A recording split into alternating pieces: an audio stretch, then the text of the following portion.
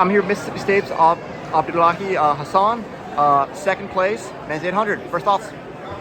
Yeah, I'm for sure happy with it. Prelims were a little difficult, but I knew I just had to execute in the finals, and if I did it right, it all come together. And second place, I'm not too upset with that. So you've been around the top of the NCAA for a little bit of time. You're definitely a known name, a known presence. This year, big switch going from Wisconsin down there to Starkville. Yeah. Elite training group down there. Can you talk a little bit about how that's changed your training, how that's changed your racing, and how that's changed you?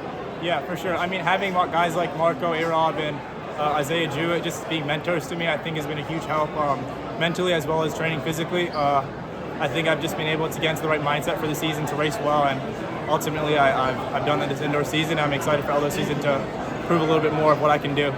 Yeah. So, on that same note, what advice and what words would you say to someone who's maybe looking to transfer, who's maybe thinks they can get a little bit better, a little bit somewhere else?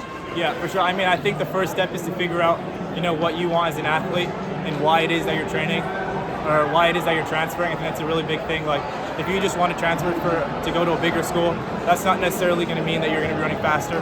I think you have to figure out what training works for you and kind of figure out where you want to be. And I think those are the couple things that you have to think about.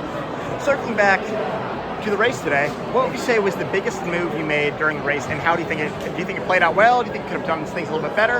Yeah, I think if I was a little bit higher up in the field in the middle of the race, would have been a little bit better for me. But I kind of sat in the back for the first couple laps and made my move around like 600 meters to go to move up, and ultimately I think it worked well. Like I said, if I was a little bit higher up in the field, it would have been better for me. So I think those are a couple of things I can learn from. Well, thanks so much, and best of luck, okay? Yep.